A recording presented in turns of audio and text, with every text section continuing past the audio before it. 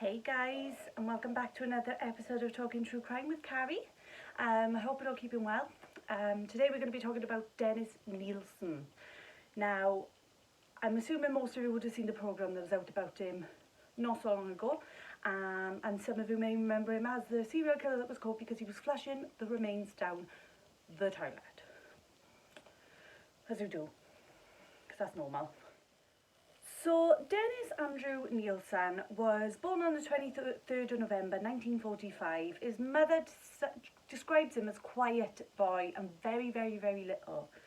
After his parents' marriage broke down, he spent a lot of his time, or a lot of his childhood, living in, now I think I'm saying this right, Stricken, which is in Scotland. His father was largely absent in his life, and he spent a lot of time with his mother, his siblings and his grandparents. His mother went on to remarry, and this caused a lot of confusion and chaos in a young Dennis's life. He didn't quite understand why she wasn't with his father anymore, where his father was, why she'd gone on to remarry. Lots of kids come from broken homes, and I don't believe this is a reason to become a serial killer, but each to their own. So his mother went on to say in an interview that she was strangely repulsed by Dennis as a child, and because of this she ended up not showing him the care and affection that she showed his other siblings, and because of this it pushed him towards his grandfather. So him and his grandfather had a very, very, very close bond. They would spend a lot of time together, and this was the only loving and caring relationship that Dennis actually had in his life. So he spent a lot of time with him. So Dennis's grandfather was a North Sea fisherman, and he would regularly go out on trips, and when he was away Dennis would be at a loss, and he would be so excited when he came back. But unfortunately on one of his trips, Dennis's grandfather passed away of a heart attack. The body was brought back to shore for burial, and his grandfather was put in an open casket in the front room of the property that they were living in at the time. So Dennis was a little bit confused about what was going on. His mother never really explained anything to him, so he's seen his grandfather in this open casket and just assumed that he was sleeping. Now, psychologists believe that this was probably the point where Dennis started to fuse love and death together in his mind. They became kind of like one feeling for him. So this would be the point that everything started to turn for Dennis. So to escape his family life, in September of 1951, Dennis would join the army. He would go in as a cook, a chef, and he would learn a lot of butchery skills. So he would learn how to cut meat, skin animals, etc. And this would be a skill that he would later on use on his victims. So when Dennis was in the army, he picked up an interest in photography. So not your normal photography like landscapes or pretty flowers or waves crashing on the shore. No, Dennis was fascinated with death, and he would often convince his fellow colleagues in the army to act out as if they were dead bodies, and he would take pictures of that. Now, anybody with a psychological or any type of background in mental illness would have looked at that and gone, yeah, this is not right. But it was never, ever picked up on. So by December of 1972, Dennis was 27 and he'd left the army and he had moved to London. He became a police officer. This would only last roughly a year, and then he went on to become a civil servant. Now, London was a little bit different to where he lived before, so it was different to his hometown.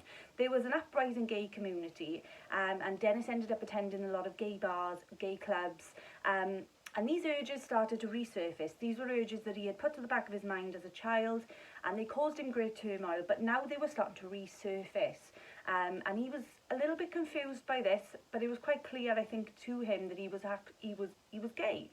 So as I said, Dennis would attend these gay clubs and gay bars, looking for a companion, and unfortunately he would never be able to establish anything more than a one-night stand, and this confused Dennis and made him question why didn't people want to be with him, and he became desperate for companionship. And in November of 1975, at 30 years of age, Nilsen actually did settle down with 20-year-old David Gallican. I think I'm saying that right. But this wouldn't last very long, 18 months, and the relationship started to fizzle out and they both went their separate ways. This actually pushed Nilsen to realise that he really did want that companionship. He wanted that commitment. He wanted a partner so badly. And it became a dangerous obsession to get this partner. Yeah, he just became like absolutely obsessed with finding somebody else to be with. So on December the 29th of 1978, he met a 14-year-old boy, Stephen Holmes, at a bar. He was actually trying to get served, but obviously at the age of 14 that wasn't going to happen, and Nilsen actually assisted him and bought him a drink. They got chatting, and then Nilsen invited him back to his flat, and unfortunately Holmes was never seen again. So it was said that in an attempt to stop Stephen from leaving the flat, Nilsen actually put a tie around his neck and strangled him to death. And then when he realised that there was a possibility that this hadn't actually killed him, he went on to drown him in a bucket of water. And this would be the start of a killing spree for Nilsen. So he didn't necessarily target homosexual men. It was basically anybody that was vulnerable. He wanted to feel wanted, he wanted to feel needed, so it didn't matter if they were gay or not. As long as they were vulnerable, they would be a victim. Nilsen had a way of doing things. He would meet them, invite them back to his flat. He would ply them with alcohol, and then when they were intoxicated, he would strangle them to death. And if that didn't finish the job, so to say, then he would go on to drown them in the bathtub. He would then go and get himself a cigarette or a drink, and he would sit next to the deceased. He would look after them, talk to them as if they were still living. Yeah, just basically using them as company. The whole time Nilsen was going through this killing spree, he actually held down a full-time job, shockingly, and he would take frequent days off. Now these days were used to cut up the bodies, so frequently he would do this, which just showed really how many victims he was cutting up at a time. Nobody really suspected Dennis of being a serial killer. Like, who does anyway? You don't look at somebody, do you really, and go, oh my god, that looks like a serial killer. Well, sometimes you do, but you know what I mean. Yeah, so nobody really suspected him of it. He was he was a very normal guy, you know, and it was said later on that maybe he had split personality and he disliked himself so much, or maybe that this was the root of the problem. So by February 1983, I believe, he actually moved property. He moved to a top floor flat in Cranley Garden. He was actually 37 years of age at this time. On the 8th of February, a plumber was called to the property by residents complaining that there was a drain blockage. The plumber went and investigated, and he found a flesh-like substance in the drain and a few bones. Now, Nilsen actually approached him at this time and tried to convince him that these bones were chicken bones, fried chicken bones, and that, you know, somebody probably just flushed them down in the toilet or the sink. But the plumber did go on to call the police the next day. So on the 9th of February, the police arrived to investigate, and the police believed that these bones were human finger bones.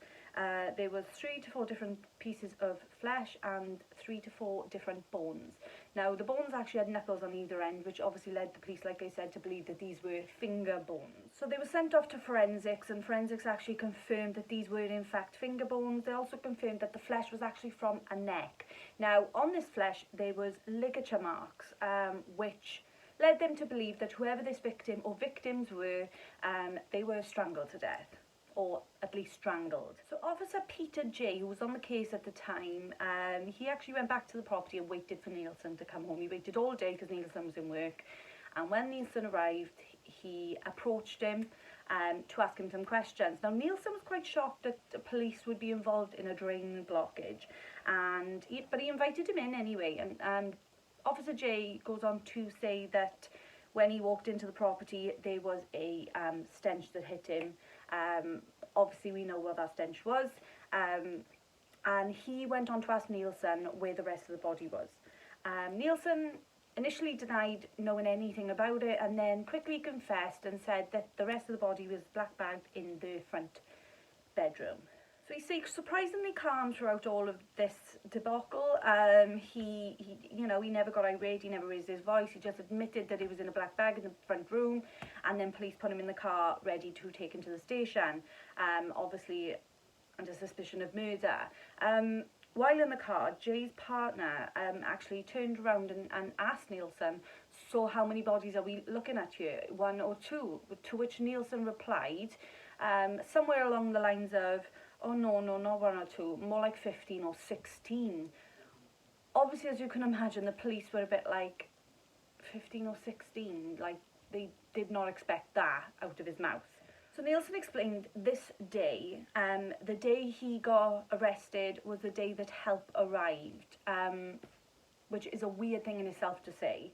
February 9th, 1983 was the day that he actually got taken into custody, and the police went into the property and started opening up these black bags. There were body parts, many body parts, but nothing else. So they had nothing to go on. They had no information to say who these people were. So they ended up having to rely on Nilsen to identify the victim. Now, forensics did go into the property and search for fingerprints, and they did actually identify one set of fingerprints as belonging to 20-year-old Stephen Sinclair, and he hadn't been seen since January the 26th, 1983. Nilsen was formally charged with this on the 11th of February, so it only took him 2 days to charge him with this as a murder. Shortly after Nilsen was charged, he started confessing to these murders one by one. Now, he didn't really remember the majority of the victims' names, and he had nicknames for them rather than their names, which made the police officers' jobs a lot more difficult, as, yeah, they need names, you need names. So the first victim to be named was 14-year-old Stephen Holmes, who he murdered in December of 1979. He told the police that he actually kept the body underneath the floorboards for 8 months before the body started to decay, at which point he did take the body back from underneath the floorboards, cut him up and burn him in the garden of his old property. He also admitted to putting car tyres on the fire to mask the smell of burning flesh. The next victim Nilsen admitted to killing was 23-year-old Canadian tourist called Kenneth Ockenden, I believe that's how you say it, and this was on December the 3rd of 1979, and then 6 months later he actually killed his third victim, who was 16-year-old homeless runaway Martin Duffy. Now, he kept the two bodies at the same time underneath the floorboards together. Dennis would go on to admitting to killing another 5 men or boys, but only one of them was actually identified. This was Billy Sutherland, also known as William Sutherland. He then admitted to another 4 murders in 1981, and the last one being 23-year-old Malcolm Barlow, who he went on to say he had to store in black bags in the kitchen cupboard because at this point there was no room left underneath the floorboards. When he was asked how many people were actually under there, his reply was something along the lines of, I don't know, I didn't do a stock check. The police had to rely on Nilsen's version of events to go by any of this, and it made things so difficult. He was admitting to committing these crimes and going into great detail about what had happened in them, but there was no bodies, and they could not press charges for murders when they had no bodies to back this up. So yeah, they were at a bit of a loss, to be honest. He described a lot of the victims by, I don't know, things that he remembered about them. So let's say skinhead, tattoo on the neck, I don't know, moustache, young Irish boy, things like that. 27-year-old Graham Allen, he went missing in 1982 in September. Now this man was not gay. He had a family, a young child. He'd argued with his partner, walked out, and then unfortunately bumped into Nilsen, who invited him back to his flat, Stratford flat, and offered to make him an omelette. Now, while Alan was eating the omelette, he strangled him from behind. And this is one of the victims that was partly found in the drains. Oof, partly bits recovered. I'm assuming it was the neck. Ew. So obviously when he lived in his bottom floor flat and he could have fires, it was an easy way to, you know, get rid of bodies and things. But being on a top floor flat now, he was having to find a different way to discard these bodies. So what better way than chopping them up and boiling them and then flushing them down the toilet. What better way? There was no other better option than that. Because it makes a lot of sense to do that. Boil them up and chuck them down the sink. What goes through these people's minds? So he would confess to 15 murders, 12 being in his old property and 3 additional ones in the new property. He actually went on to say, I'm so glad that you caught me, because it might not have been 15, it may have been 115 if you hadn't. So it just shows at what level, like, he was never going to stop. If he hadn't been caught, he was never going to stop. So the police went on to build a case against Dennis Nilsen, and then were informed that Nilsen's defence were going to go for an insanity plea. So now the police had the extra task of trying to prove that Nilsen was actually in his right mind when he committed these murders, and that he knew exactly what he was doing. So yeah, the insanity plea, the easy way out. Let's plead insanity. He was nuts. He was nuts when he killed all these people. Nuts. The media obviously reported on this case. It was massive, so it was all over the papers, it was in the news, and this actually brought 3 gentlemen forward that said that they had been in contact with Nilsen and obviously survived or escaped. So these 3 were a Douglas Stewart, a Paul Nobbs, and a Cole, I want to say Stouter. I apologise, I can't get names right and I make them all sound Welsh. All of them. One of these men would go on to say that he went back to Nilsen's flat, he fell asleep, he woke up to the feeling of being strangled and actually thought that he was caught up in the string of a sleeping bag, and then Nilsen was trying to help him. He actually passed out again, and then he could remember running water. Obviously he didn't get killed or died, and 2 days later Nilsen apparently let him go. So the description of this event sounds very familiar to what Nilsen has described what he used to do to the victims, so it's quite possible that this is actually a genuine incident. On the 24th of October 1983, the trial went to court and he was being done for 6 of the murders. But then the defence decided to plead not guilty to these murders, but plead guilty to manslaughter.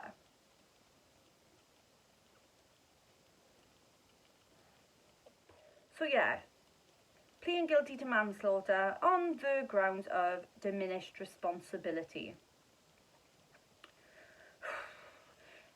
They got psychologists in to analyse Nilsen, and they all said the same thing. They couldn't find anything wrong with him, apart from the obvious. Obviously, there's something wrong with him. He's killing people for fun and company. But they also said that the fact that he was writing about his crimes, he was writing pages and pages and pages of detailed information on paper about all these crimes that he was committed or he'd done. They were in great detail, like everything was in there, everything. So no, there was nothing wrong with this guy. He was not mental, he knew exactly what he was doing, and he murdered these men. So after a debate, the jury actually found him guilty of murder on all counts, and on the 4th of November 1983 he was sentenced to life in prison.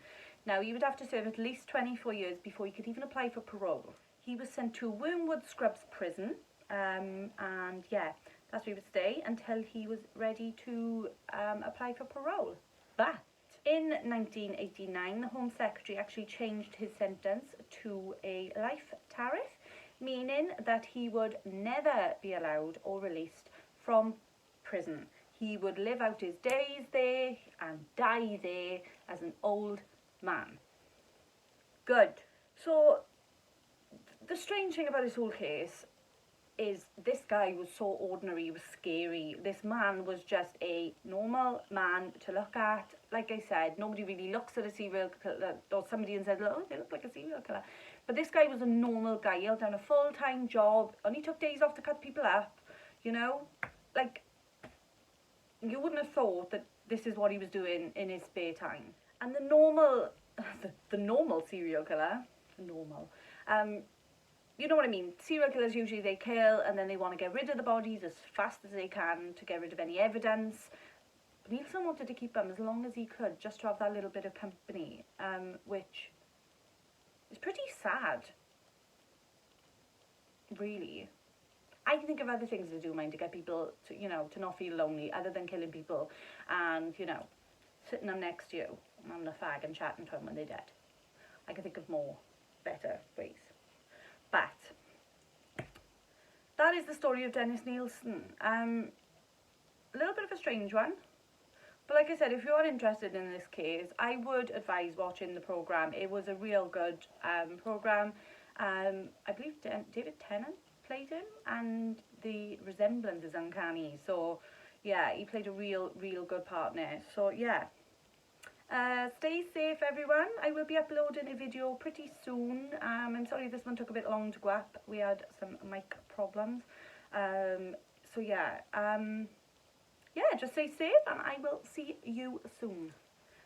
Bye guys, peace out.